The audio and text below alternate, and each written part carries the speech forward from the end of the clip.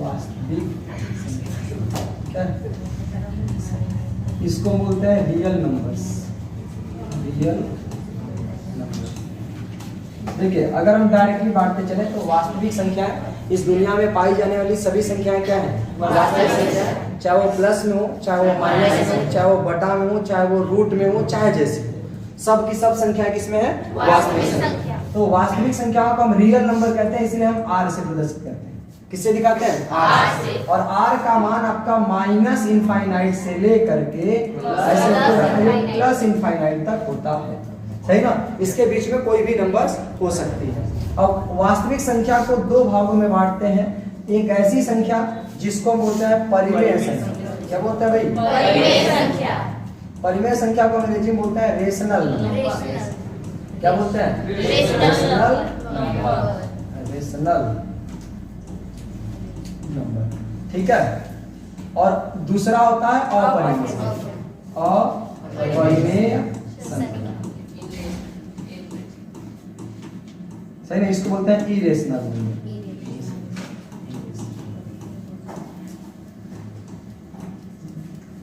Irrational number. देखिए, इसमें तो सारे संख्याएं हैं, बटा वगैरह सब है, माइनस भी है, प्लस भी है। अब अगर हम कहें परिमेय संख्या किसे कहते हैं, तो ऐसे नंबर जिसे हम p बाई क्यू के रूप में लिख सकते हैं। कोई दिक्कत है क्या? नंबर लिख दिए है। अच्छा, यम नहीं है। ऐसे आप पहली बार भी किए थे सर। ठीक, तो देखो परिमेय संख्या किसे कहते हैं, जिसे हम p बाई क्यू के रूप में लिख सकते हैं। और यहाँ पर ध्यान ये देना है कि सही ना, क्यू के स्थान पे एक हो सकता है, चलेगा, कोई भी संख्या हो सकती है, चलेगी, लेकिन जीरो नहीं होना चाहिए। तो जीरो नहीं होना चाहिए, तो और क्या भाई? तो जो p होना चाहिए ये रूट में नहीं होना चाहिए, है ना? किसी करड़ी में है तो ऐसी संख्या नहीं होगी। अगर रूट में है तो रूट में जो भी हो वो एक पूर्ण वर्ग संख्या हो। जैसे हम कहते हैं p यहाँ यक्स लगा दिया, तो जहां यक्स क्या होनी चाहिए? पूर्ण वर्ग संख्या होनी चाहिए, सही है ना? मेरा कहने का ये मतलब है, ध्यान समझिए कि जो p है अगर ये करड़ी में है यानी रूट में है, तो रूट के अंदर वाली संख्या ऐसी संख्या होनी चाहिए जो पूर्ण वर्ग हो। पूर्ण वर्ग का मतलब है वो किसी न किसी का वर्ग हो। जैसे करड़ी में 9, करड़ी में 4, करड़ी में 16, ये सब पूर्ण वर्ग संख्या है। इसकी वैल्यू हो जाएगा 3, इसका वैल्यू हो जाएगा 2, इसका वैल्यू 4, सही ना? ये सब पूर्ण वर्ग संख्या है। तो ऐसा रूट हो सकता है, लेकिन ऐसा रूट नहीं हो सकता जिसमें जो y हो y पूर्ण वर्ग ना हो। पूर्ण वर्ग ना हो। तो याद रखिएगा, ये तब उस समय ये जो p होगा, अगर ऐसा नहीं होगा तो अगर मतलब कोई y ऐसा कोई संख्या हो जाए करड़ी में जो पूर्ण वर्ग ना हो, जैसे करड़ी में 8 हो गया, करड़ी में 7 हो गया, ये किसी का वर्ग है? नहीं। तो अगर ऐसी संख्याएं यहाँ आ जाएगी तो परिमेय संख्या नहीं होगी। जैसे हम कहते हैं 7 है, कहीं कहीं 9 लिखा है, कहीं -3/2 है, कहीं √9/4 है, कहीं पर करड़ी में 3/2 है, कहीं पर करड़ी में 7 है। अगर हम इसमें से पूछें कि कौन कौन सी परिमेय संख्याएं हैं और कौन कौन सी परिमेय संख्या नहीं है, तो बताइए 7 परिमेय संख्या है, क्योंकि देखो p/q मतलब 7/1 लिख सकते हैं। तो 7/1 में ये परिमेय संख्या, ये बताओ ये परिमेय संख्या है, ये देखो रूट है, लेकिन √9 का वैल्यू हो जाएगा 3/4, ये भी परिमेय संख्या है। हम कह रहे √3/2, इसको हम बाहर नहीं निकाल सकते। इसका मतलब ये वाली कंडीशन को फुलफिल कर रहा है, इसलिए ये परिमेय संख्या नहीं होगी। अगर हम कहते हैं √7, इसके अपान में 1 तो है, ये लागू होता है कि q is not equal to 0, but ये रूट में है, रूट की वैल्यू परिमेय संख्या नहीं होगी, सही ना? 3/4 ये तो अब जितनी भी इसमें से परिमेय संख्या है, जैसे 7 हो गया, 9 हो गया, सही ना, -3/2 हो गया, करड़ी में 9/4, ये सब क्या है? परिमेय संख्या। लेकिन कुछ ऐसी संख्या है जैसे √7 हो गया, √3 हो गया, पाई हो गया, पाई, सही ना? तो ये सब क्या है? अपरिमेय संख्या। याद रखिए पाई की जो वैल्यू होती है 22/7, वो एक परिमेय संख्या है, लेकिन पाई परिमेय संख्या नहीं। मैंने पिछले बार आपको ऐसे बताया था, कहीं पर ऐसे लिखा है 3.4 बार। ये परिमेय संख्या है कि नहीं? परिमेय संख्या है। लेकिन अगर हम कहते कहीं ऐसे 3.14579 कामा देते तो ऐसे डॉट डॉट कर दिया, इसका मतलब इसका कोई लिमिट नहीं है, इसलिए ये अपरिमेय संख्या है, सही ना। अच्छा, केवल हमने कह दिया 7.3, बताओ परिमेय संख्या है कि नहीं? परिमेय संख्या है। जानते हो क्यों? क्योंकि इसको हम लिख सकते हैं 73/10, सही है ना। तो ये परिमेय संख्या है। मतलब मेरा कहने का मतलब क्या है, दशमलव में वे संख्या है जिनका कोई अंत ना हो, उन्हें हम अपरिमेय संख्या कहते हैं। लेकिन दशमलव में ऐसी संख्या है जिसमें बार लगा हो, ये परिमेय संख्या होती है, ठीक है। इसे p/q के रूप में बनाया जा सकता है, सही है। तो ये बात आपको ध्यान देनी है, ये परिमेय संख्या नहीं है क्योंकि इसका कोई लिमिट नहीं है। ये परिमेय संख्या इसलिए है क्योंकि ये दशमलव को हम p/q के रूप में बना सकते हैं। आप लोग पहले पढ़ा होगा कि जैसे 7.9 को आप p/q के रूप में या भिन्न में बदलिए, तो दशमलव में भिन्न बदलना, भिन्न से दशमलव बदलना, याद है ना। तो वो भिन्न में परिमेय संख्या बनाई जा सकती है। तो ये हो गई परिमेय संख्या और ये है अपरिमेय संख्या। अब यहाँ ध्यान समझिएगा, हम परिमेय संख्या को और भी भागों में हम कैटेगराइज कर सकते हैं, ठीक है। तो चलिए परिमेय संख्या को हम नेक्स्ट भागों में बना लेते हैं कि जो परिमेय संख्या है ये कितने प्रकार की? 2 परिमेय संख्या, सही ना, यानी रेशनल नंबर, ये 2 प्रकार की होती है, सही है। एक होता है पूर्ण संख्या और एक होता है भिन्न, सही ना। पूर्ण का मतलब क्या है, ध्यान समझिए। पूर्ण का मतलब जैसे 7, 8, 9, -8, -6। कहने का मतलब है कि जो परिमेय संख्या में p/q था उसमें p को पूर्ण संख्या कर दीजिए और q को क्या बना दीजिए, 1 बना दीजिए। q को क्या बना दीजिए, 1। तो उससे हम क्या कहेंगे, पूर्ण संख्या। यानी ऐसी परिमेय संख्या जिसका हर 1 हो, हर क्या हो, 1 हो, और p आपका एक संख्या होनी चाहिए, एक स्पेसिफिक संख्या होनी चाहिए, निश्चित संख्या। तो उसे हम क्या कहते हैं, पूर्ण संख्या। जैसे इसके बटा में 1 है कि नहीं? yes, इसके भी बटा में 1 है, yes, इसके भी बटा में 1 है, इसके भी बटा में 1 है, इसके भी बटा में 1 है। यानी ये सारी संख्याएं क्या है, पूर्ण संख्या, सही ना। भिन्न संख्या मतलब जिसका q जो हो, q ये 1 के बराबर ना हो, सही ना। अच्छा, 0 नहीं होना चाहिए तो बहुत पहले ही बता चुके हैं, क्योंकि 0 हो गया तब तो परिमेय संख्या ही नहीं होगी, सही ना। तो 0 तो नहीं होगा, ये बात भी आपको याद रखनी चाहिए कि 0 भी नहीं होगा, 1 भी नहीं होगा। हाँ, q का वैल्यू ग्रेटर देन 1 होगा, 1 से बड़ा। 1 से बड़ा मतलब 2, 3, 5, 6 ऐसा भी कोई भी संख्या हो सकता है, ठीक है। तो इसे हम क्या कहते हैं, भिन्न। जैसे 7/8, 6/5, 9/11, 13/15, 2 सही 3/18, सही ना, 4 सही 5/11, ऐसी संख्या हो सकती है। अच्छा, इसको 18 में बना करके 19 कर देते हैं क्योंकि ये कट जाएगा ना ऐसे, ठीक। तो ये हो गया भिन्न। अब ध्यान समझिएगा, पहले हम पूर्ण संख्या को खत्म करें कि इधर वाले को खत्म करें, बताइए। अब पूर्ण संख्या में देखो, आपने कई बार सुना होगा प्राकृतिक संख्या, तो प्राकृतिक संख्या में 0 से लेकर के प्लस की सभी संख्या है। प्राकृतिक संख्या होती है नेचुरल नंबर, यहाँ से कहते हैं। पूर्ण संख्या को होल नंबर कहते हैं, इसे W से प्रदर्शित करते हैं। इससे W से होल नंबर। आप ध्यान से अगर समझे तो इसमें 3 प्रकार के चिन्ह आ रहे हैं। कितने प्रकार के चिन्ह? 2 ही प्रकार के चिन्ह आ रहे हैं जी, 3 कैसे, है ना। एक हो गया प्लस वाले और एक हो गया माइनस वाले, और एक जो कुछ नहीं होता वो क्या होता है, शून्य। तो आपको ध्यान क्या देनी है, शून्य में प्लस या माइनस नहीं होता। आप कुछ भी लगा लीजिए, इसका कोई फर्क नहीं पड़ता है। तो धनात्मक संख्या को हम बोलते भी हैं धनात्मक संख्या, सही ना। ऐसे क्या बोलते हैं, ऋणात्मक संख्या, ऋणात्मक संख्या। और शून्य को तो सबको पता है 0, अल्टीमेट टर्म इसका लगा हुआ। 0 के यहाँ कुछ नहीं होगा शून्य में। प्लस में आप +1 से लेकर के डॉट डॉट डॉट डॉट अनंत तक ले लीजिए, सही ना। पूर्ण संख्या में है, दशमलव में नहीं। अच्छा, दशमलव कैसी संख्या है, तो देखो एक अगर इसी परिमेय संख्या को बांटे तो एक होगा पूर्ण संख्या, एक होगा भिन्न, एक होगा दशमलव, सही है ना। लेकिन चूंकि दशमलव आपके सिलेबस में नहीं है, तो आप ऐसे समझ सकते हैं जो भिन्न है वही दशमलव होता है, क्योंकि इसी को भाग दे देंगे तो क्या बन जाएगा, दशमलव। तो ये धनात्मक हो गया। ऋणात्मक का मतलब क्या भाई, एकदम इधर रहेगा माइनस इनफाइनाइट। ऐसे जाते जाते जाते लास्ट में कहाँ खत्म होगा? एक तक खत्म होगा। ये ऋणात्मक संख्या होगी। किसी कोई दिक्कत? अब भिन्न कितने प्रकार के? तीन प्रकार के। एक होता है प्रॉपर। प्रॉपर को हिंदी में क्या बोलते हैं? सतत भिन्न या निश्चित। सही ना? निश्चित भिन्न, निश्चित भिन्न। और दूसरा क्या होता है? इम्प्रॉपर। अच्छा, भिन्न को बोलते हैं फ्रैक्शन, इसको बोलते हैं अनिश्चित भिन्न।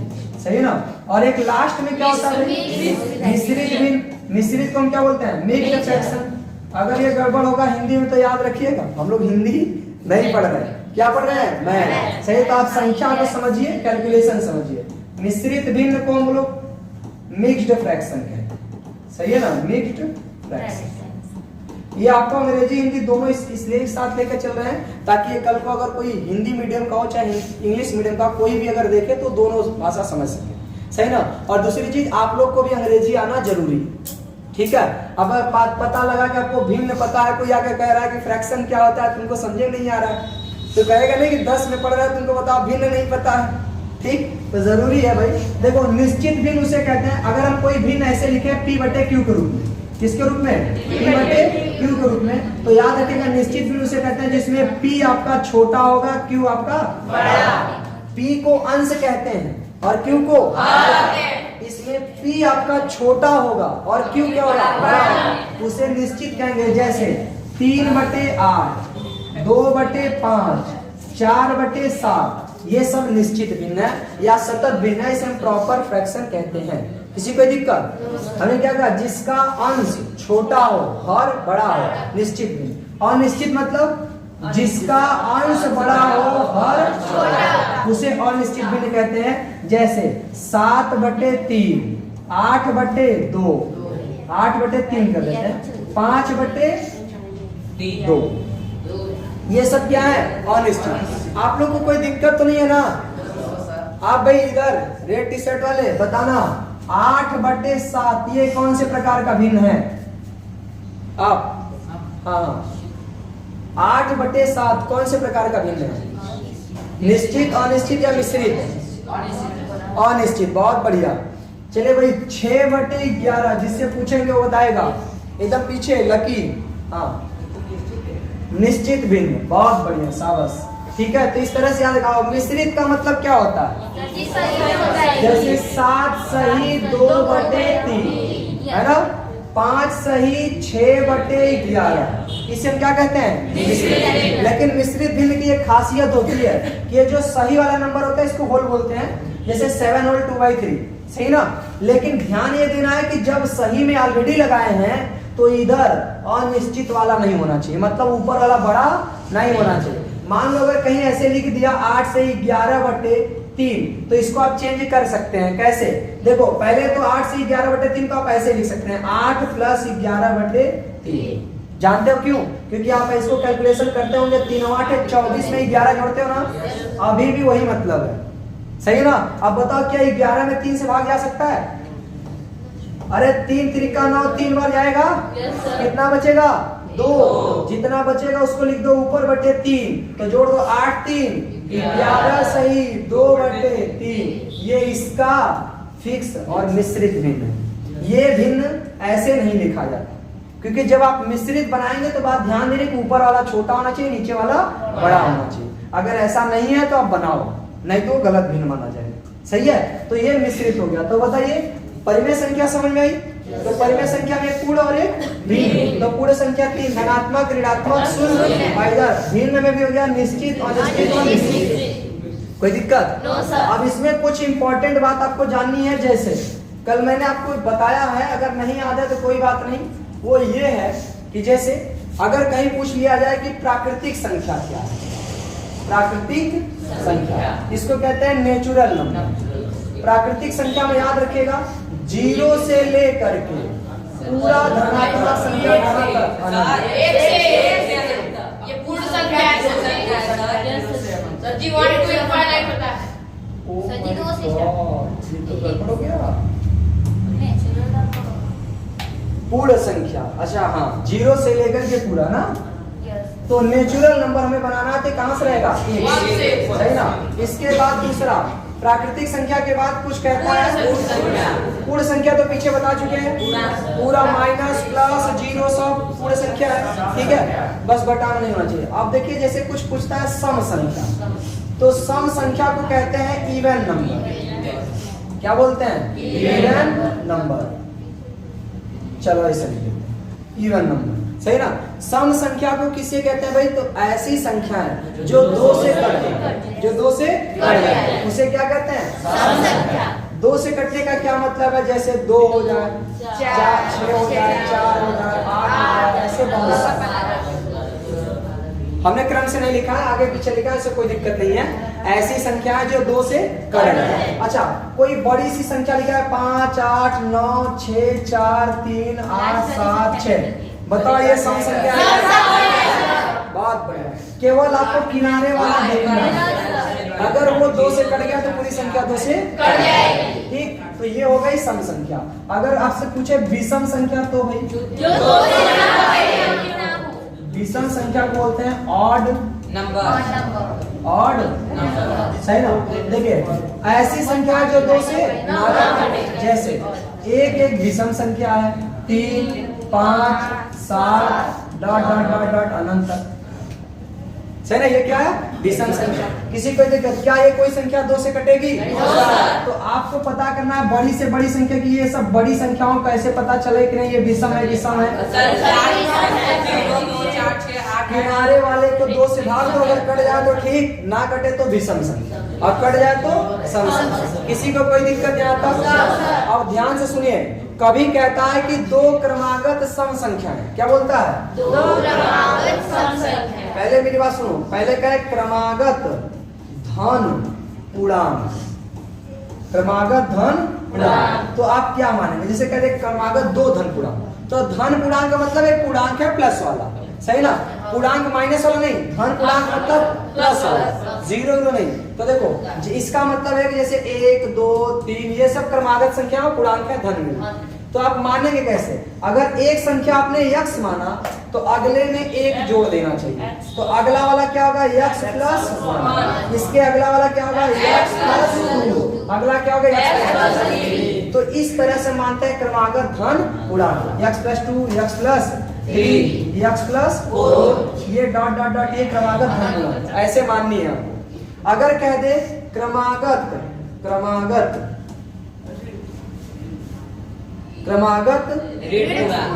सम संख्या, नहीं जो पूछता हम उसकी बात कर रहे हैं, जो नहीं पूछता उसके लिए क्या बात कर रहे हैं, सही ना। क्रमागत सम संख्या कैसे मानेंगे? ध्यान से सुनो। अगर हम एक ठो मान ले कि ये यक्ष हमारा सम संख्या है, यक्ष क्या है? सम संख्या है, तो आपको ये बात याद होनी चाहिए कि 2, जैसे अगर 2 सम संख्या है तो अगली संख्या आएगी 4, अगला आएगा 6। तो आपको नहीं लग रहा कि इसमें 2 जोड़ा गया है? यहाँ से यहाँ जाना है तो 4 जोड़ा गया है, लग रहा है ना। यानी 2 का अंतर जोड़ता चला जा रहा है। तो अगर एक ठो हम यक्ष मानेंगे तो अगला होगा यक्ष प्लस 2, अगला होगा 2 में फिर 2 जोड़ेंगे तो यक्ष प्लस 4, अगला होगा यक्ष प्लस 6। इस तरह से आपका क्रमागत सम संख्या होगा। अगर कह दे कि क्रमागत विषम संख्या, क्रमागत विषम संख्या, तो देखो क्रमागत विषम संख्या कैसे मानोगे? ध्यान समझो। मान लो कि यक्ष एक विषम संख्या, यक्ष क्या है? विषम संख्या। तो देखो ये विषम था ना, कितना जोड़ा गया? 2 जोड़ा गया ना, फिर कितना जोड़ा गया? 2, फिर कितना जोड़ा गया? 2। तो इसका मतलब ऐसे भी यही मानना है, यक्ष प्लस 2, अगला हो जाएगा यक्ष प्लस 4। अरे फिर से 2 जोड़ो, तो विषम कहे चाहे सम कहे, अगर एक तो आपका सम, एक तो यक्ष अगर विषम है ना, तो अगला विषम प्राप्त करने के लिए विषम संख्या मत जोड़ना, नहीं विषम विषम विषम हो जाएगा, सही ना। यानी विषम से आ जाएगी सम। जैसे 3 एक विषम संख्या है, अगर हम इसमें विषम जोड़े, जैसे 1 जोड़े तो बताओ क्या प्राप्त हो जाएगा? 4 का सम है ना। इसका मतलब अगर एक हमने सम विषम माना है तो अगला विषम लाने के लिए हमें सम संख्या जोड़नी पड़ेगी, और ये डिफरेंस मैंने दिखा दिया 2 का। तो ऐसे करके आप ऐसे मान सकते हैं संख्याओं को। किसी को कोई दिक्कत? तो ये मानने का कुछ लॉजिक होगा जो आगे चैप्टर में आपको बहुत ज्यादा काम आएगा। सही ना, इसको याद रखिएगा। अब हम लोग डायरेक्ट चलते हैं इस एक्सरसाइज में, एक्सरसाइज नंबर 1A। लेकिन उससे पहले भी हमने कल आपको कई सारी चीजें बताया था इस चैप्टर में। देखो एकदम बेसिक है एलसीएम और एचसीएफ, सही ना। पहले तो हम समझ लेते हैं HCF, इसका फुल फॉर्म क्या होता है? हाईएस्ट कॉमन फैक्टर, सही है ना। HCF, सही ना। इसको हिंदी में क्या बोलते हैं? देखो महत्तम समाप, लेकिन आपकी किताबों में इसे लिखा होता है, सही ना, मसप, सही है। और एक होता है LCM, इसका लिस्ट कॉमन मल्टीपल, सही है ना। इसको लिखा था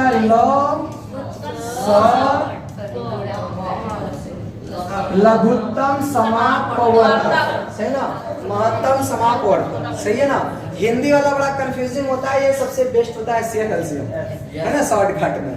अब ध्यान से समझिएगा भाई, हाईएस्ट कॉमन फैक्टर, जैसे हाईएस्ट का मतलब होता है बड़ी से बड़ी, कॉमन मतलब जो दोनों में कॉमन है, और फैक्टर मतलब होता है वह संख्या जो इनको काट सके, वह संख्या जो इनको काट सके, बड़ी से बड़ी संख्या, वही इनका क्या होगा? फैक्टर है। जैसे कहीं लिखा हुआ है 8 और लिखा हुआ है 12, आपसे कह रहा है इसका HCF क्या होगा? बड़ी से बड़ी संख्या जो दोनों को काट सके। 2 काट लेगा, इसका 4 काटेगा कि नहीं? 4 से भी कट जाएगा। 5 काटेगा? यानी 5 की बातें अलग है। 6 इसको काटेगा, इसको नहीं काट पाएगा, इसका मतलब सबसे बड़ी संख्या 4 है, यानी इनका HCF क्या होगा? 4। ये समझ आ रहा है कि नहीं? अगर हम कहते हैं जैसे मान के चलिए 16 लिखा है और क्या लिखा है भाई? 20 लिखा है, इसका HCF क्या होगा? तो फुल फॉर्म से यही ना, बड़ी से बड़ी संख्या जो दोनों काट सके। देखो ये कटने का तो 8 से भी कटेगा, लेकिन क्या ये 8 से कटेगा? ये 10 से कटेगा, ये नहीं कटेगा। 6 से दोनों नहीं कटेंगे, यानी 4 से कटेंगे। 4 से नीचे 2 से भी कट सकता है, लेकिन आपको बड़ी से बड़ी संख्या लेनी, तो बड़ी से बड़ी संख्या कौन होगी? 4, यानी इनका HCF भी कितना होगा? 4। ये तो हम आपको बता रहे हैं फुल फॉर्म से, सही ना, ये कोई मेथड नहीं है कि इसका रियल में मतलब क्या है। LCM का मतलब क्या? देखो लिस्ट कॉमन मल्टीपल, लिस्ट मतलब होता है सबसे छोटा, लिस्ट मतलब छोटा, कॉमन मतलब जो दोनों में हो, मल्टीपल मतलब इनका गुणा लिखते समय जो सबसे छोटी संख्या जो दोनों में कॉमन हो, वही क्या होगा? LCM। जैसे अगर 8 और 12 का LCM निकालना है, 8 और 12 का LCM, तो 8 का गुणा लिखेंगे, 8 के 8, 8 दूना 16, 8 3 का 24, 8 4 के 32, ऐसे आता जाएगा कि नहीं? 12 लिखेंगे, 12 के 12, 12 दूना 24, 12 3 36, ऐसे आता जाएगा। सबसे छोटी मल्टीपल में कौन मिल गया? यहाँ है 24, इसमें भी है 24, छोटा से छोटा, तो इनका LCM क्या होगा? 24। कोई दिक्कत? तो मतलब देखो एक सिंपल सी भाषा में बोले, अगर आपको पहचानना है तो HCF क्या होता है? तो दो संख्याओं का HCF, ऐसी बड़ी से बड़ी संख्या जो इन दोनों को काट सके, वो HCF होगा। LCM ऐसी छोटी से छोटी संख्या जिसको ये दोनों काट सके, सही ना, जिसको ये दोनों काट सके, छोटी से छोटी संख्या, वो क्या होगा? LCM होगा। तो HCF किसे कहते हैं? तो वह बड़ी से बड़ी संख्या जो दी गई संख्याओं को काट सके, उसे हम क्या कहते हैं? HCF। और वह छोटी से छोटी संख्या जिसको दी गई दोनों संख्याएं काट सकते हैं, सही ना, वो क्या होगा? LCM। यानी ये जिनको काट सकता है छोटा से छोटा में, वो LCM, और इनको जो काट सकता है बड़ा से बड़ा में, वो HCF। ये तो रहा इसका मतलब, सही ना। बाकी LCM HCF याद करने के 2 मेथड हैं। कितने मेथड? 2। और भी मेथड है, लेकिन हम आपको मेथड 2 बताते हैं। पहला मेथड जो है वो कहता है अभाज्य गुणनखंड विधि। अभाज्य गुणनखंड विधि, किसका भाई? LCM और HCF दोनों के लिए हम बता रहे हैं, सही ना। अभाज्य गुणनखंड विधि में होता क्या है तो ध्यान समझिए। जैसे मान लीजिए आपको ये 8 दिया, ये क्या दिया है? 12। आपको दोनों से HCF LCM निकालना है, तो पहले आप 8 का फैक्टर कर लीजिए। देखो ऐसे करेंगे, 2 से भाग कितनी बार आएगा? 4। फिर 2 से भाग देंगे, 2 दूना 4, फिर 2 से भाग देंगे 1, जब तक एक ना बच जाए तब तक ऐसे गुणा भाग करते हैं। देखो कितना आया, 2 गुणे 2 गुणे 2। ये इनका गुणनखंड है। क्या है? गुणनखंड। इसको बोलते हैं फैक्टर। सही है। ऐसे 12 का लिखेंगे तो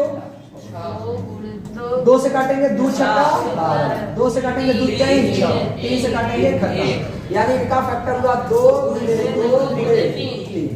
अगर आपसे पूछे HCF क्या है तो HCF कहता है हाईएस्ट कॉमन फैक्टर। फैक्टर तो आपने कर दिया, सबसे ज्यादा जो कॉमन है वही होगा। तो देखो कॉमन ये है कि नहीं? ये भी है। तो और कोई कॉमन है? तो इसका HCF हो गया 2 × 2 यानी 4। कोई दिक्कत? LCM LCM कैसे निकलता है? तो जो कॉमन है वो भी और प्लस जितने बच गए सबको गुणा कर दो। एक कॉमन था 2, फिर एक कॉमन था 2, अब कोई कॉमन था ही नहीं। तो जब नहीं कॉमन था तो जितना बचा सबको गुणा कर दीजिए। तो 2 दूना 4, 4 दूना 8, 24। ये है LCM। कोई दिक्कत है किसी को भाई? तो ये HCF LCM मैंने दोनों निकाल लिया। कौन सी विधि से? विधि से। ऐसे ही अगर हम कहते हैं एक संख्या और लिखा तो ये तो 8 12 हो गया। एक लिख देते हैं जैसे 16 और क्या लिखे थे भाई 20 ना। इनका भी आपको निकालना है अभाज्य गुणनखंड विधि से। तो 16 का कैसे लिखेंगे? तो वही आप कर लेंगे तो ठीक है, नहीं तो हम डायरेक्ट लिख दे रहे हैं। कर लेंगे ना सब? तो ये आता है 2 गुणे 2 गुणे 2 गुणे 2।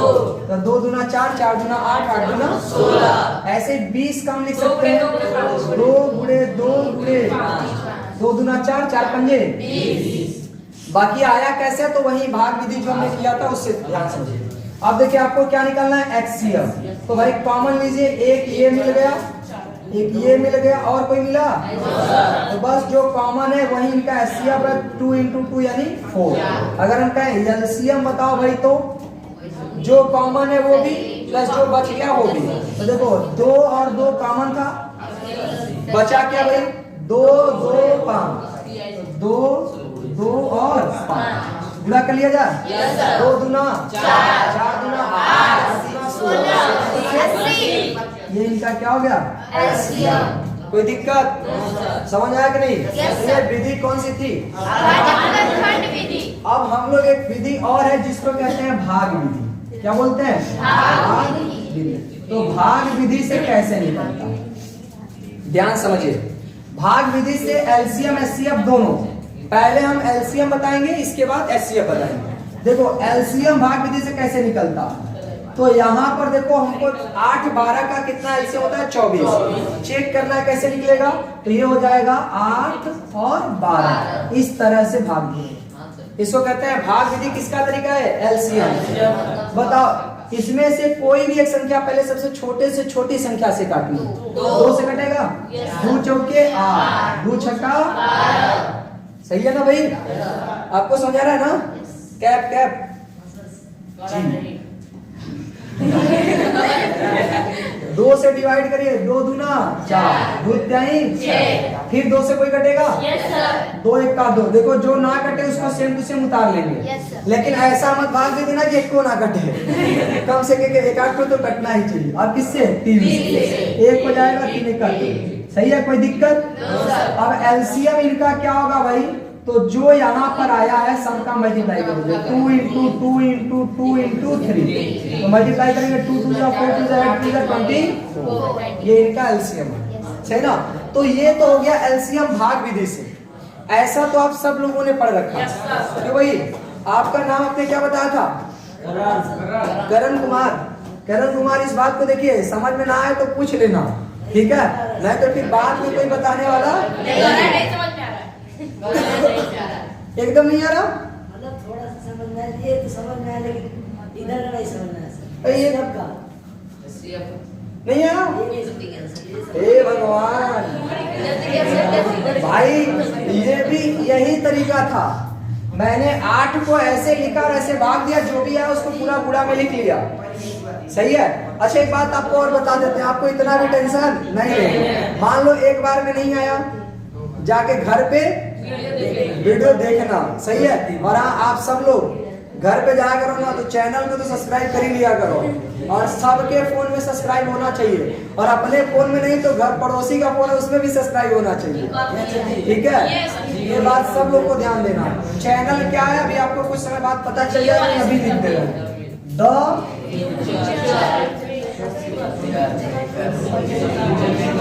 हैं यार, शांत रहोगे। जियो वाले से निकाल दिए सर जी आपका। फालतू का बात नहीं, मैंने बोला था ना। एक बार एक छुट्टी बैठने में की सर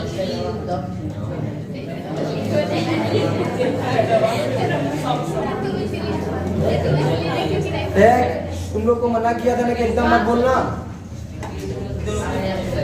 इसको जा करके सर्च कर लेना और सब्सक्राइब सब लोग कर देना। और जितने लोगों को ना समझ में आए एक बार में ना जा करके दोबारा देखना। और गारंटी देते हैं कि आपको जिस तरह से यहाँ बताया जाता है, किसी भी क्लास में आप जाएंगे ना मैथ में, जैसे ही आप मैथ कोई टीचर पढ़ा रहे हो डायरेक्ट क्वेश्चन शुरू करता है, आपको ये सब कोई नहीं बताता, सही ना। जा करके एक बार यूट्यूब पे सर्च करके देख लेगा, है ना। तो ये बात ध्यान दीजिएगा कि ऐसा सब नहीं बताते, इसीलिए हम आपको पूरा पहले टॉपिक बता दे रहे हैं, इसके बाद चैप्टर में आएंगे, ठीक है। तो चलिए अब एचसीएफ निकालने का भाग विधि देखो शुरू करते हैं। तो एचसीएफ का भाग विधि क्या है उसको समझिए। एचसीएफ के भाग विधि जैसे हमें 8 और 12 का निकालना है ना, तो इसमें पहले आपको यह पता करना है कौन बड़ा है कौन छोटा है। तो 8 और 12 में बड़ा कौन है? जो बड़ा है उसमें भाग दिया जाएगा छोटे वाले से, है ना। जो बड़ा उससे भाग दिया जाएगा छोटे वाले से। तो कितना बार भाग जाएगा? एक बार जाएगा तो 8 एकता 12 में 60 गया, इस 4 का भाग देंगे 8 में, तो कितनी बार? 4 दूना 8, खत्म हो गया। देखो एचसीएफ क्या होता है, तो सबसे आखिरी बार जिससे भाग दिया गया। अच्छा एक बात और भी ध्यान देना, जब तक शेषफल पूरी तरह से कट ना जाए या तो फिर एक ना एक आ जाए, तो ये नहीं कि 1 से फिर 4 में भाग दे देना, उसी पे रुक जाना, और वही 4 उसका क्या होगा? एचसीएफ। और वैसे अगर 1 आता है तो वही पहले वाला हो जाएगा, नहीं तो फिर 8 में। अच्छा 1 आएगा इसका मतलब पूरी तरह से कटा ही नहीं, सही ना। 1 आ गया मतलब पूरी तरह से नहीं कटा, और जब पूरी तरह से नहीं कटा तो एचसीएफ नहीं होगा, अगर होगा भी तो 1, सही है ना। तो वहां तक हम अभी पहुंचेंगे, अभी ऐसे क्वेश्चन बहुत सारे मिलेंगे आपकी किताब में, ठीक है। हाँ तीसरा चौथा जो भी मिलेगा वो उसको वहां देखेंगे। तो तब तक भाग देते जाना है जब तक कि 0 या 1 ना। तो इसका एचसीएफ कितना होगा बताओ? ये है भाग विधि से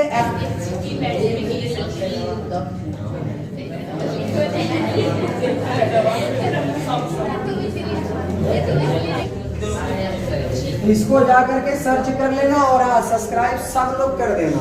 और जितने लोगों को ना समझ में आए एक बार में ना जा करके दोबारा देखना। और गारंटी देते हैं कि आपको जिस तरह से यहाँ बताया जाता है, किसी भी क्लास में आप जाएंगे ना मैथ में, जैसे ही आप मैथ कोई टीचर पढ़ा रहे हो डायरेक्ट क्वेश्चन शुरू करता है, आपको ये सब कोई नहीं बताता, सही ना। जा करके एक बार यूट्यूब पे सर्च करके देख लेगा, है ना। तो ये बात ध्यान दीजिएगा कि ऐसा सब नहीं बताते, इसीलिए हम आपको पूरा पहले टॉपिक बता दे रहे हैं, इसके बाद चैप्टर में आएंगे, ठीक है। तो चलिए अब एचसीएफ निकालने का भाग विधि देखो शुरू करते हैं। तो एचसीएफ का भाग विधि क्या है उसको समझिए। एचसीएफ के भाग विधि जैसे हमें 8 और 12 का निकालना है ना, तो इसमें पहले आपको यह पता करना है कौन बड़ा है कौन छोटा है। तो 8 और 12 में बड़ा कौन है? जो बड़ा है उसमें भाग दिया जाएगा छोटे वाले से, है ना। जो बड़ा उससे भाग दिया जाएगा छोटे वाले से। तो कितना बार भाग जाएगा? एक बार जाएगा तो 8 एकता 12 में 60 गया, इस 4 का भाग देंगे 8 में, तो कितनी बार? 4 दूना 8, खत्म हो गया। देखो एचसीएफ क्या होता है, तो सबसे आखिरी बार जिससे भाग दिया गया। अच्छा एक बात और भी ध्यान देना, जब तक शेषफल पूरी तरह से कट ना जाए या तो फिर 1 ना 1 आ जाए, तो ये नहीं कि 1 से फिर 4 में भाग दे देना, उसी पे रुक जाना। तो तब तक भाग देते जाना है जब तक कि 0 या 1 ना। तो इसका एचसीएफ कितना होगा बताओ? ये है भाग विधि से एचसीएफ ज्ञात करना, ये है भाग विधि से एचसीएफ ज्ञात करना। एक है यूक्लिड विभाजन प्रमेय का, तो वहां पर एक फॉर्मूला आता है, भाज्य बराबर भाजक गुणे भागफल प्लस शेषफल। अब मेरी बात ध्यान सुनना, एक छोटा सा यहाँ लिख रहे हैं। जैसे ये कोई संख्या a है, इसमें मैंने भाग दिया b से, किससे भाग दिया? b से, और भागफल गया q बार, और शेषफल आया आर। शेषफल क्या आया? तो इसी को समीकरण के रूप में ऐसे लिखा जाता है, भाज्य यानी ए, ये है भाज्य, ये है भाजक यानी बी, और ये है भागफल यानी क्यू, और इधर है शेषफल यानी आर। ये फॉर्मूला याद रखेंगे? किसी कोई दिक्कत? ये आपके किताब में दिया होगा, ठीक है। और ध्यान समझो, यहाँ कुछ बातें और भी है। जो आपका यहाँ पर ये भागफल आया है क्यू, जो क्या आया है? भागफल यानी क्यू। ये क्यू आपका जो होगा ये हमेशा बड़ा होगा या बराबर होगा किसके? जीरो से, या तो बड़ा हो सकता है, जीरो बार ही जाए, या हो सकता है जीरो से ज्यादा, लेकिन छोटा नहीं हो सकता। और अगर हम आपसे कहें आर कितना होगा? आर, तो आर हमेशा एक जो क्यू है, क्यू जो भागफल है, और अगर हम कहें क्यू को छोड़ो, अगर यहाँ बी है जिससे भाग दे रहे हैं, तो ये बी से क्या होगा? छोटा ही होगा। बी से क्या होगा? छोटा, बराबर नहीं हो सकता, ये बात ध्यान देनी है। इसका मतलब है कि बी बड़ा होगा, आर छोटा होगा। बी क्या है? बी जिससे भाग दे रहा है वो है बी। अब मेरी बात एक बात बताओ, अगर यहाँ 5 से भाग दे रहे हैं, क्या कभी शेषफल 5 आ सकता है? 5 से छोटा ही आएगा, और 5 से छोटा में 0 भी हो सकता है। 5 से छोटा में 0 भी हो सकता है, ये बात आपको ध्यान देनी। किसी कोई दिक्कत? तो यहाँ तक याद रहेगा कि नहीं? तो चलिए अब आते हैं एक्सरसाइज में, ठीक है। एक्सरसाइज नंबर का 1 एक आपका फर्स्ट क्वेश्चन क्या है भाई, देख लीजिए। क्या कह रहा है? निम्नलिखित संख्याओं का एचसीएफ ज्ञात करने के लिए यूक्लिड विभाजन एल्गोरिथ्म का प्रयोग कीजिए। सही ना? क्या? हाँ, ये नई बुक का नहीं है, पुरानी बुक का। देखिए पुरानी बुक में बहुत ज्यादा पुरानी नहीं है, लेकिन नई बुक के सारे क्वेश्चन इसमें मिलेंगे। सही ना? तो फर्स्ट आपका कह रहा है कि एल्गोरिथ्म का प्रयोग करना यूक्लिड विभाजन। ध्यान देनी है, 135 और 225। तो क्या यहाँ भाग विधि कहाँ है? भाग विधि नहीं कहा ना? कल मैंने जो आपको बताया था परसों, वो कौन सी विधि बताया था? भाग विधि था। उसमें हमने एक आपको बताया था चरण 1, चरण 2, वो है यूक्लिड विभाजन। तो भाग विधि का ही एक रूप है। तो चलिए ध्यान समझिए, हम पहले यूक्लिड विभाजन आपको बता दे रहे हैं, फिर इसके बाद उसका दूसरा तरीका भाग विधि भी बताएंगे। यूक्लिड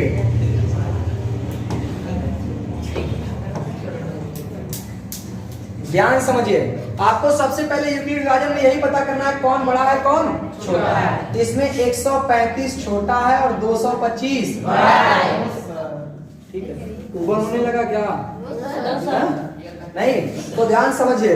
तो फॉर्मूला क्या होता है? चरण 1, चरण फॉर्मूला क्या होता है? भाजक बराबर, सॉरी भाज्य बराबर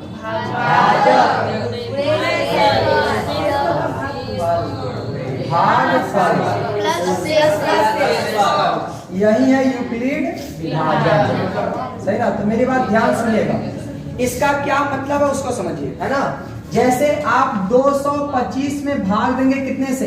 135। ये आपको कहीं रफ पे कर लेना, तो कितनी बार भाग जाएगा? हो जाएगा 135। ठीक है, तो 5 से 5 गया 0, यहाँ 2 में से 3 जाएगा, सुधार लेगा तो हो जाएगा 12, 12 में से 3 गया, यहाँ खत्म हो जाएगा। तो देखो यहाँ लिखेंगे भाज्य कितना है? भाज्य 225, भाजक कितना है? 135, भागफल कितना है? 1, और शेषफल कितना है? कोई दिक्कत? ये है चरण 1। अब हम लिखते हैं चरण 2, चरण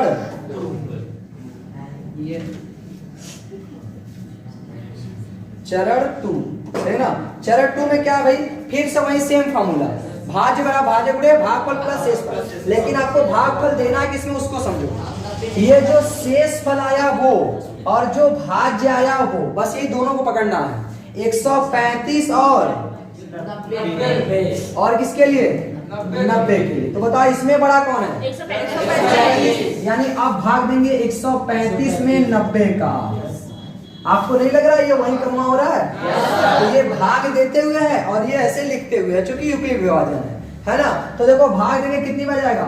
90 दूना तो 9 दूना 18 180 हो जाएगा, है ना? एक बार जाएगा तो यहाँ लिखेंगे 90, कितना आएगा 5 13 से हो गया 4 तो आया 45। तो फिर से वही फॉर्मूला, भाज्य बराबर भाजक गुणे भागफल प्लस शेष भाग। इसमें भाज्य कितना है 135, भाजक कितना है भाजक 90 गुणे भागफल प्लस शेषफल 45। फिर से अब आएंगे चरण 3, तब तक जाना है जब तक कि शेषफल 0 या 1 है ना। तो चरण नंबर 3, चरण 3 में क्या भाई, फिर सबकी पकड़ेंगे किसको 90 और तो 90 और 45 और फिर अब इसमें बड़ा कौन है 90, तो 90 में भाग देंगे कितने का, कितनी बार जाएगा 2 बार 45 गुना खत्म हो गया, खत्म होने का मतलब 0। तो फिर से फॉर्मूला, भाज्य बराबर भाजक गुणे भागफल प्लस शेष भाग। भाज्य कितना है 90, भाजक 45 गुणे भागफल 2 प्लस शेषफल 0, खत्म यूक्लिड विभाजन। अब आपका एचसीएफ क्या होगा, ध्यान से सुनो, इसमें लास्ट में जो आपका भाजक आए लास्ट में वही क्या है ये क्या भाई, बताओ समझ में आया कि नहीं? किसी कोई दिक्कत? तो ये फंडा है आपके यूक्लिड विभाजन। अगर कहेगा भाग विधि से तो, अगर कहा भाग विधि से तो डायरेक्ट 135 से भाग दीजिए कितने में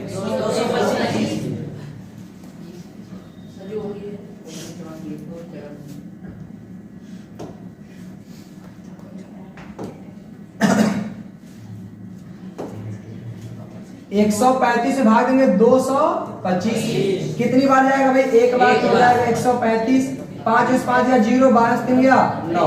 अब देखो इसी 90 में भाग देंगे कितने का 135 से भाग देंगे 90 का, कितनी बार जाएगा हो जाएगा 90, 5 13 से हो गया 4। फिर 45 में भाग किसका देंगे, मतलब 45 से भाग देंगे ये वाले से 90, तो कितने बार जाएगा 2, तो 45 गुना घटेगा खत्म। तो लास्ट बार भाग किससे दिया गया, तो 135 और 225 का एचसीएफ कितना आया, ये इसका आंसर। तो अगर कहेगा भाग विधि तो ऐसे करना है, अगर कहेगा यूक्लिड विभाजन तो ऐसे करना है। किसी को कोई दिक्कत? तो एक क्वेश्चन और कर ले यूक्लिड विभाजन का, क्या आप लोग करेंगे? कर लिए है ना?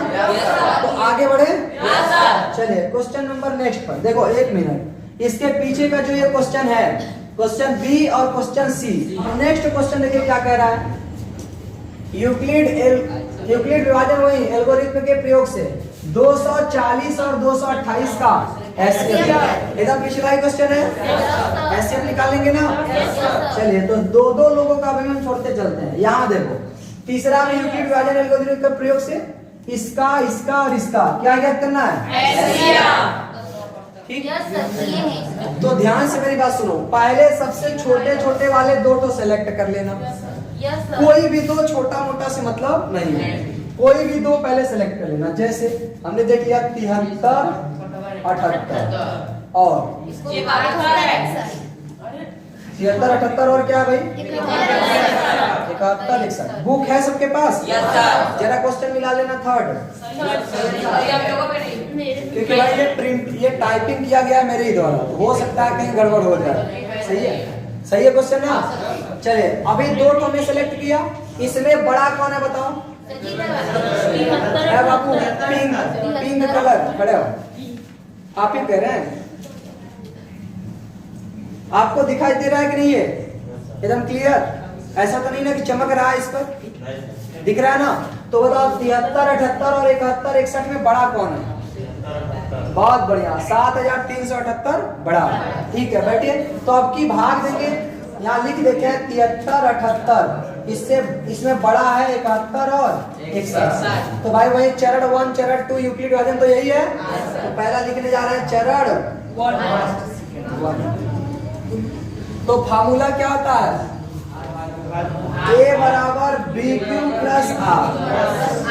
हमने ऑलरेडी बता दिया A क्या है, B क्या है, R क्या है, Q क्या है, सही ना।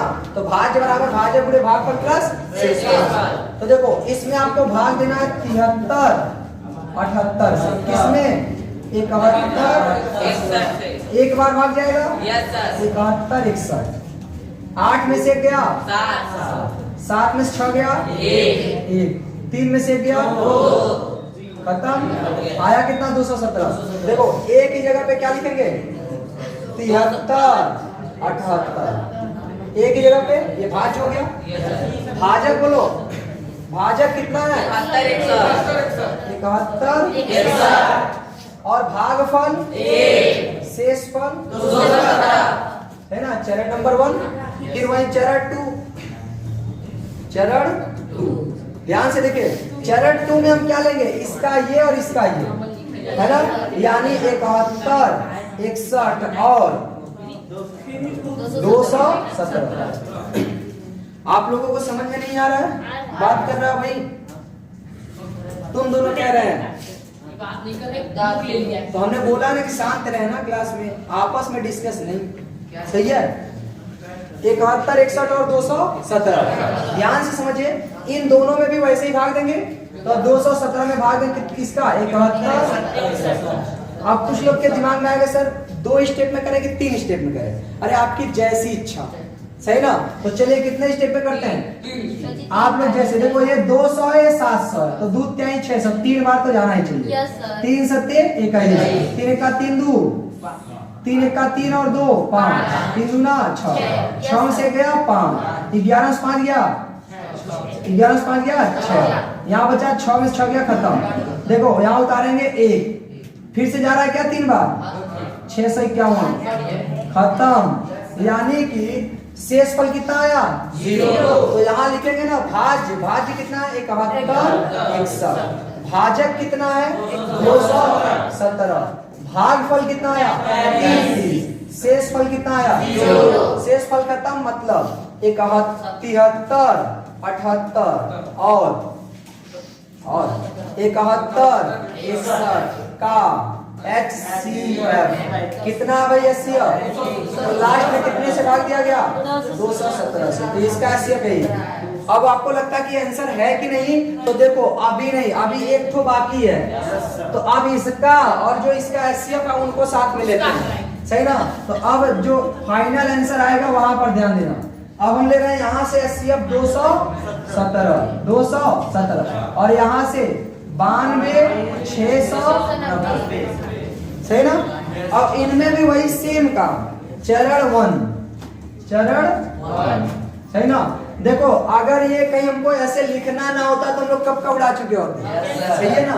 तो भाग विधि थोड़ा जल्दी हो जाएगा, और ये भी कहीं ना कहीं वैसा ही है भाग विधि की ही तरह, और भाग विधि की तरह है, बस यही है कि थोड़ा लंबा है ना, लिखना पड़ रहा। चरण 1 में देखो अब भाग देंगे 9 2 6 9 0 में कितने का 217, कितनी बार देखो 2 जोड़ के 4 बार जाना चाहिए, 4 सत्ते 28 की 8 हासिल 2 4 1 का 4 2 6 4 दूना 16 में से 8 गया 8, यहाँ बचेगा 1 तो हासिल है 11 से गया 5, ये खत्म। कितना उतारेंगे 0। 217 है 580 है, 3 बार जाएगा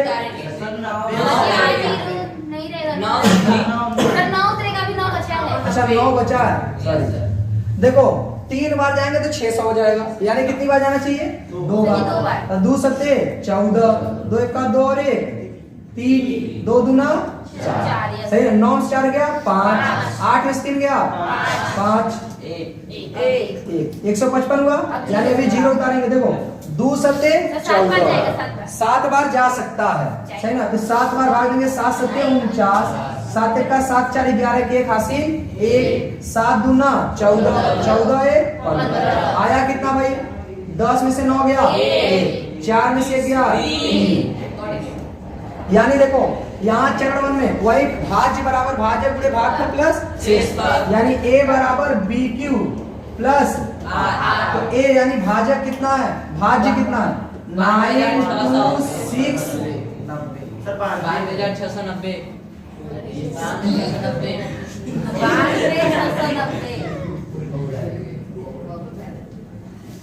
सही है ना 92690 बराबर क्या होगा B यानी भाज्य कितना, सॉरी भाजक 217 गुणे क्यू कितना है, भाग 400 प्लस शेषफल कितना आया 31।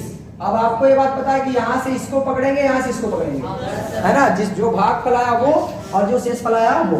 तो चरण टू में हमको लेना है 217 और 31 सही ना।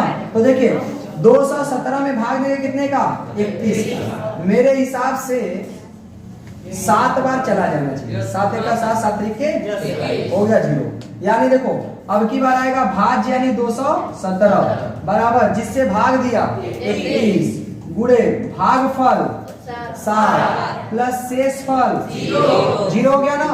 तो बताओ फाइनल जो HCF हुआ वो कितना हुआ, भाग 31 ही भाग HCF होगा तीनों का। तो आपको लिखना अतः 92 690 73 78 और 71 61 का HCF 31 सही है। किसी कोई दिक्कत? तो ये है यूक्लिड विभाजन एल्गोरिथम। किसी को दिक्कत है? भाग विधि से करना होता है इतना लंबा नहीं। ठीक, आगे बढ़े। चले नेक्स्ट, उतार रहे हो क्या? उतारना है, करोगे ना घर पे? क्वेश्चन जिनके पास नहीं है, देखो फिर से कह रहा है प्रयोग से 306 1314 का ऐसे क्या बता दें? यस सर, नो सर, आगे बढ़े। एक आध और बता देते हैं, क्योंकि बहुत सारे ऐसे भी बच्चे होंगे जो एकदम बेवकूफ होंगे, है कि नहीं भाई? एकदम बेवकूफ मतलब हो सकता है उनको बुरा भाग ना आ रहा हो, सही ना, इसका मतलब वो बेवकूफ नहीं है, वो जिंदगी में बहुत आगे बढ़ेंगे, लेकिन इतना आगे कि क्या ही बताएं। देखिए भाई क्या कह रहा है, यूक्लिड विभाजन एल्गोरिथम के प्रयोग से इसका HCF याद करना है। भाग विधि से कर दें क्या? चलिए भाग विधि से कर देते हैं। यूक्लिड विभाजन आप लोग लगा लीजिएगा, वहीं भाज्य बराबर भाजक गुणे भागफल प्लस आपके पेपर में आएगा तो आपको वैसे ही करना होगा, ठीक नहीं? चलिए कोई दिक्कत नहीं है, हम लोग डायरेक्ट यूक्लिड विभाजन कर लेते हैं। 306 और 1314 ठीक है ना। और ध्यान समझिएगा इसमें 306 इज लेस देन 1340, 13 14 से छोटा है, सही है। तो फॉर्मूला चरण 1 ऐसे ना करें, सर वो समझ में आ गया है, A बराबर BQ प्लस R, भाग नहीं BQ प्लस R। तो भाई आपको भाग देना है 1314 में, कितने से? 306। बताओ 3 चौके 12, 4 बन जाएगा, 4 छक्का 24, 4 तेईं 12, सही ना। तो देखो 4 में से 4 गया 0, 11 से 2 गया 9, यहाँ तो खत्म, सही ना। तो बताओ भाज्य कितना है? 1314, भाजक कितना है? 306, भागफल 4 प्लस शेषफल 90। तो चरण 2 में किसको किसको लेना है? चरण 2 में 306 और 90 सही है ना। तो देखो अब की बार 306, ये 306 में भाग देगा, यही 300, देखो ये 90 है, ये 30 है, तो कितनी बजाएगा? 9 तरीके 27, 9 तरीके 27 यानी 3 बार जाएगा, 3 9 27 यानी 270, 6 10 में 7 गया 3, खत्म। अब 36 से भाग देंगे किसमें? अच्छा इसको लिख लेते हैं पहले। भाज्य कितना है? 306, भाजक 90 पूरे भागफल प्लस शेषफल 30, सही ना। तो चरण 3 अब की बार किसको किसको लेना? 90 और 36 को। चलिए 36 से भाग देते हैं 90 से।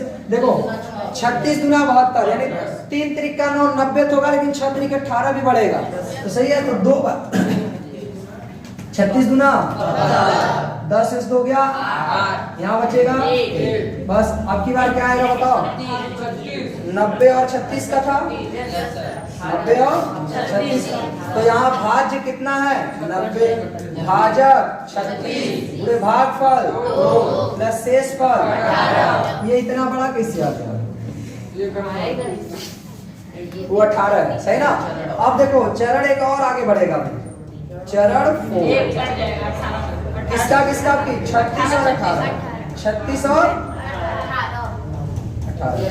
तो भाई 18 से भाग देंगे 36 से कितनी बार में, 2 बार में 36, खत्म है ना। तो देखो इसकी लिखेंगे भाज्य बराबर 36, भागफल है 18, भाज्य हो गया 18, भागफल हो गया 2, शेष फल हो गया 0। इसीलिए HCF कितना होगा, लास्ट भाग किससे दिया, HCF हो गया 18। कोई दिक्कत यहाँ तक, कोई दिक्कत किसी को भाई, सब कुछ समझ आ रहा है ना। नेक्स्ट क्वेश्चन देखिए क्या है, यूक्लिड विभाजन के प्रयोग से 657 963 का क्या ज्ञात कीजिए, हो जाएगा सब लोग। नेक्स्ट क्वेश्चन 90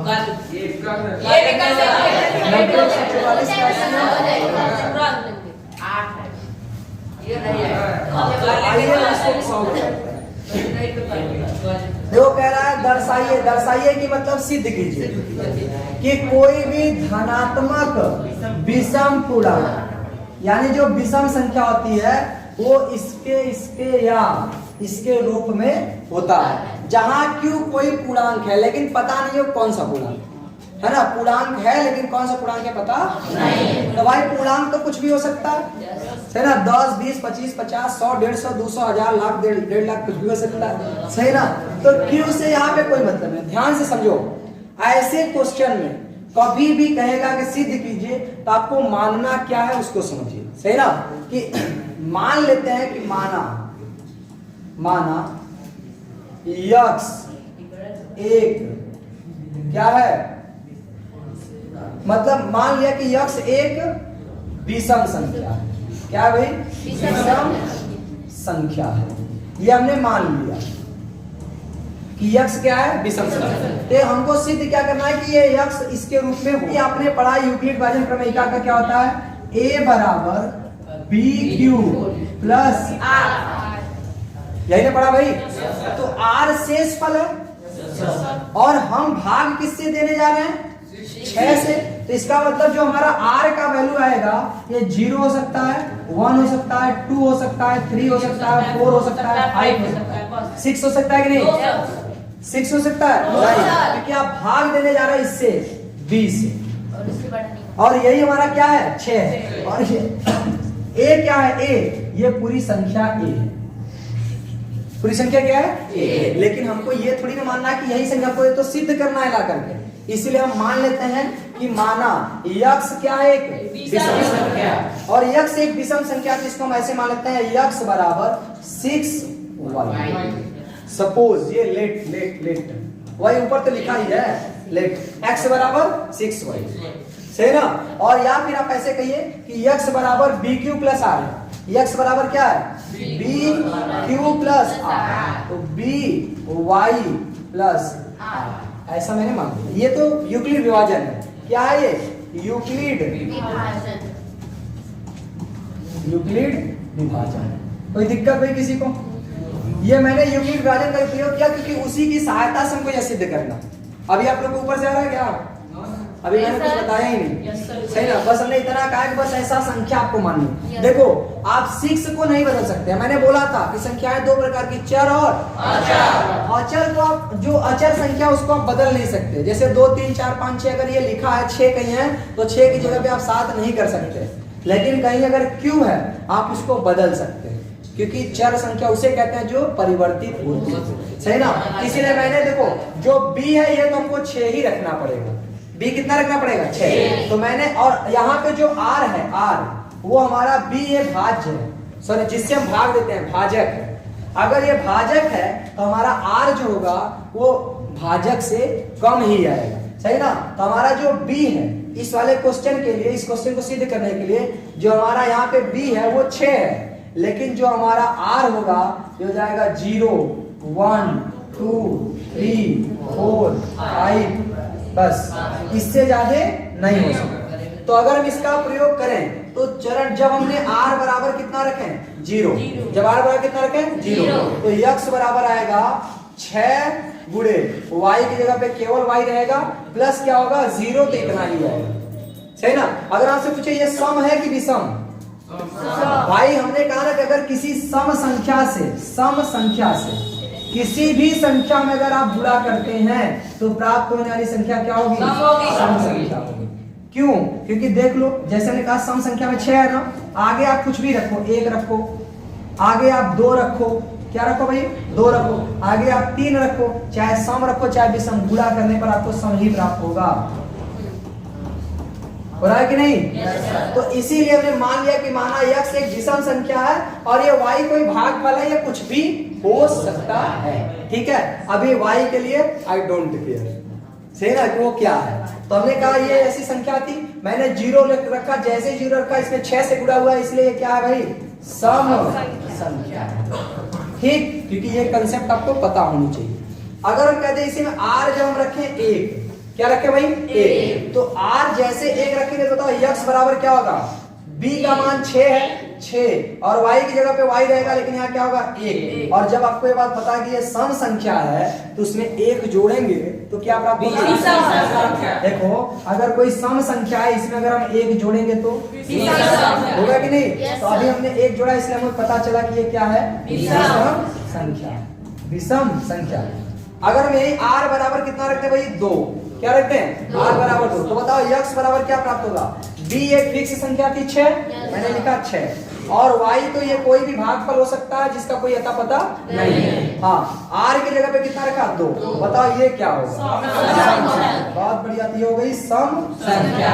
ऐसे हम अगर और आगे बढ़े, r बराबर 3 रखें तो x बराबर कितना होगा? 6 गुणे y प्लस 3, विषम जोड़े हो गई विषम संख्या। अगर हम ये कह दें कि r बराबर 4, आप कहां तक रख सकते हैं?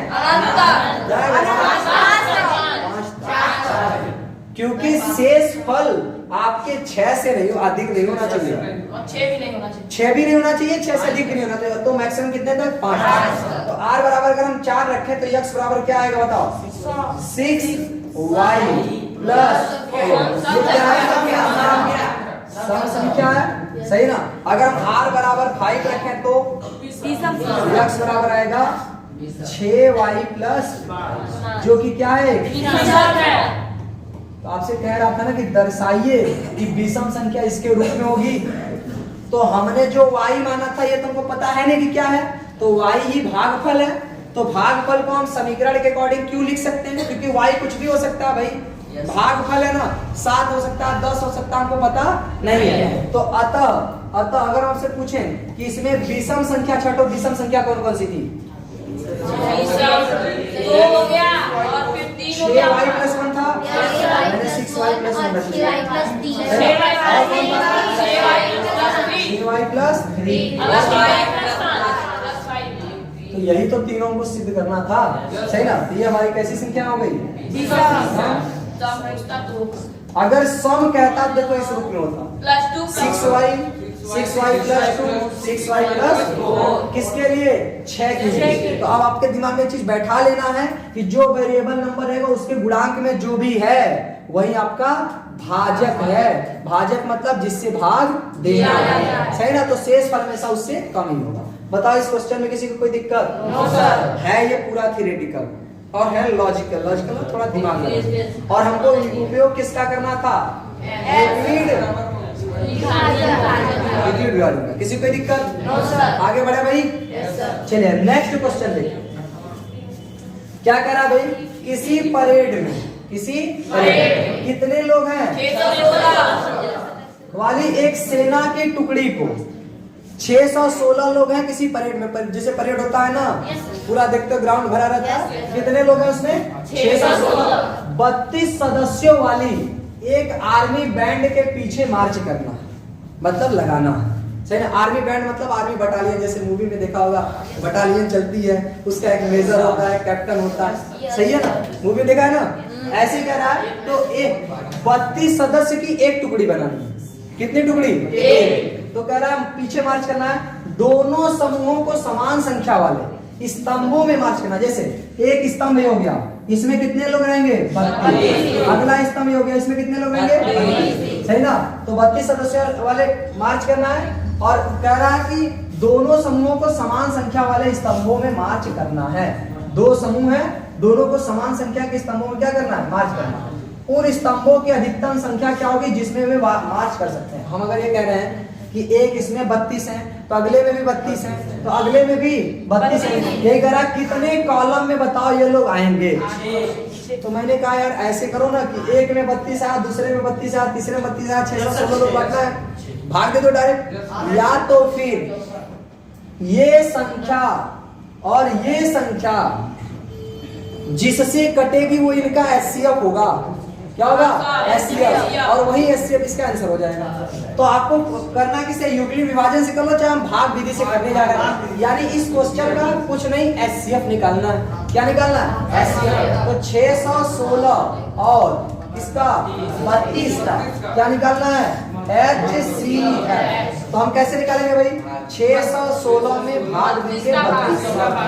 देखो 32 गुना 64 हो जाएगा, एक ही बार जाएगा, एक का गुणा करेंगे तो 32 रहेगी, 11 2 गया 9, 5 3 गया, यहाँ उतारेंगे 6। देखो 2 8 16, 8 बार चला जाएगा क्या, 8 गुना 16 8 24 9 बार 25, 9 गुना 18, 9 3 27 2 27, 9 बार चला जाएगा। 9 गुना 18 के 88 1, 9 3 27 1 16 में से 8 गया, यहाँ 8 में से 8 गया, खत्म। ठीक है ना। अब इसमें भाग देंगे कितने का, कितनी बार जाएगा, 8 चौके 32, खत्म। कितना आया, अर्थात कितने स्तंभों की संख्या आएगी, तो आप लिख सकते हैं 616 और 32 का एचसीएफ, अर्थात बटालियन के स्तंभों की संख्या कितनी आएगी, 8। कोई दिक्कत किसी को, तो ये हो गया आपका क्वेश्चन नंबर 8, सही ना। इसके जस्ट आगे क्वेश्चन कौन सा है उसको हम लोग देखेंगे कल। क्या कह रहा है, यूक्लिड विभाजन प्रमेय का प्रयोग करके दर्शाइए कि किसी धनात्मक पूर्णांक का वर्ग इस रूप में होता है। जैसे पहले कहा था ना कि विषम पूर्णांक कौन से रूप में होता है उसमें, तो ऐसे मेरा धनात्मक पूर्णांक ऐसा होता है। ठीक, या आपको क्या करना है, दर्शाना यानी सिद्ध